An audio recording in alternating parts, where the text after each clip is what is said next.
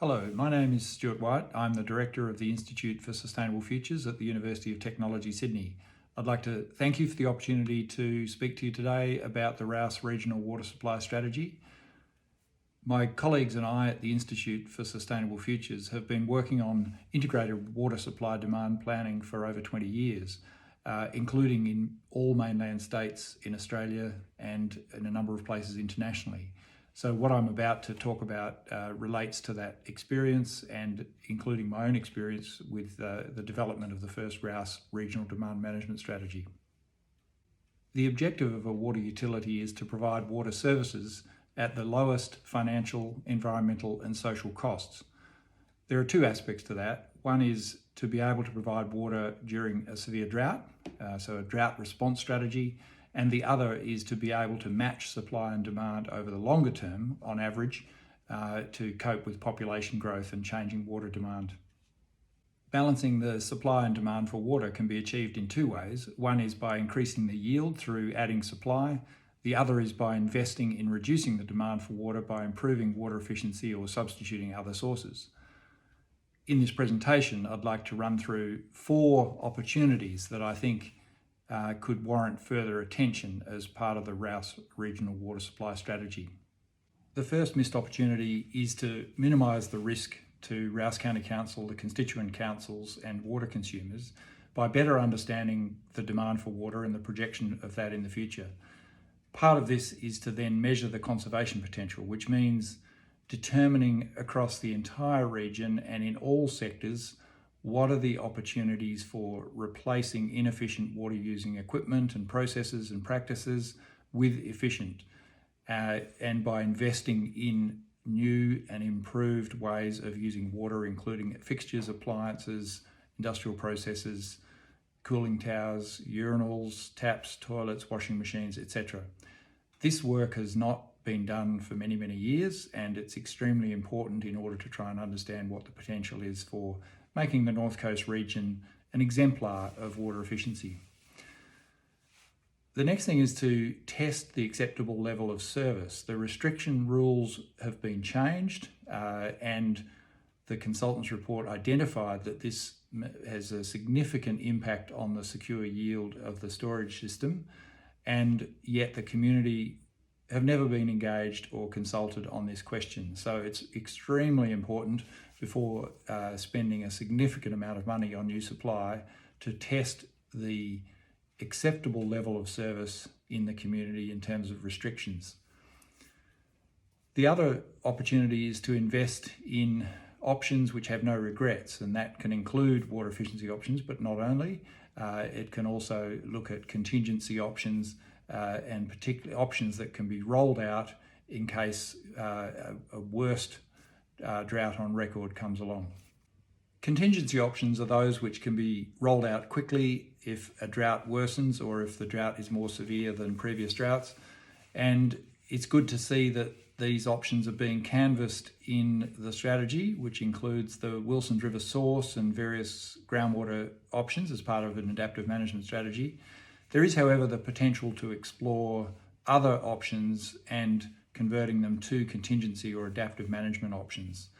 This will significantly reduce the financial risk of stranded assets, whether those assets be Dunoon Dam or groundwater sources, if they're built prematurely, if they're built and the water that they can provide is not actually used, then there is a significant problem associated with increasing costs without the water being sold to pay for it. So there's opportunities to explore further a range of contingency options, particularly given the uncertainty associated with both the secure yield of the system and indeed the projections of demand.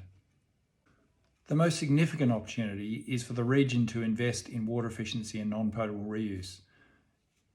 In all the work that we've done around Australia with water utilities and internationally, we have found that water efficiency represents the largest, the cheapest and the quickest way to meet the supply-demand balance. Rous County Council was a pioneer in developing the regional demand management strategy, but there is much more potential for investment in retrofitting rather than rebates, in large-scale programs at a significantly higher level. This will be targeted at existing buildings, existing houses, existing shops, offices and factories, rather than new buildings, which are largely looked after by basics and wells. And increasing this investment is the key to adoption.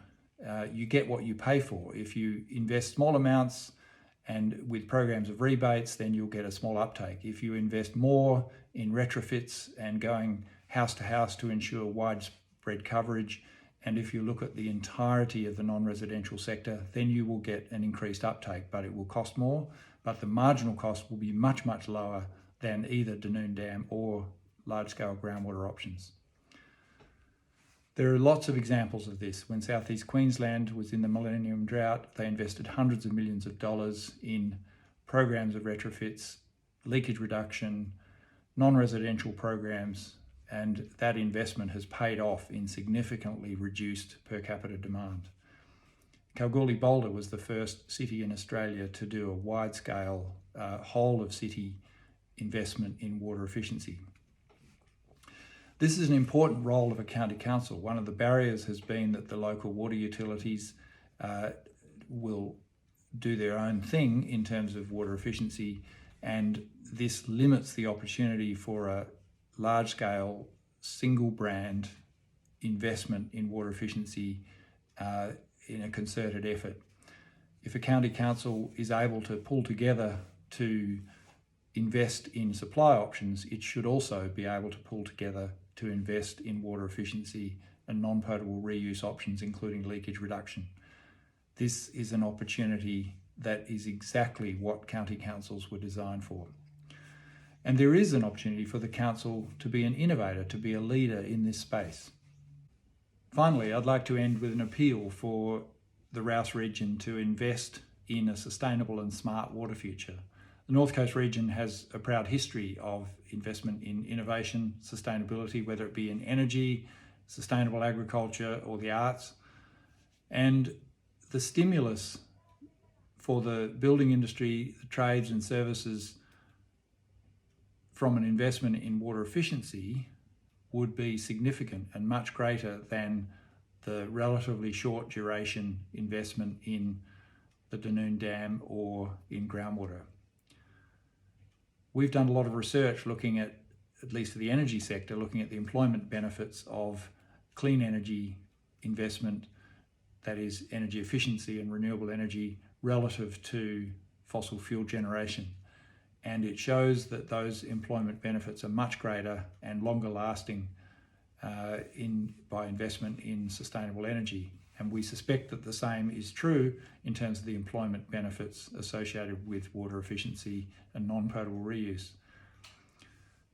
Finally, there's a significant benefit from reducing costs to households and to businesses, reducing water bills, and for the region itself and for Rous Water and the constituent councils to reduce the financial risk associated with a single large investment in water supply, whether it be Dunoon Dam or groundwater, compared to a no regrets option of investing in water efficiency. There's an opportunity here for the North Coast region to leapfrog and lead Australia in terms of a smart and sustainable water future.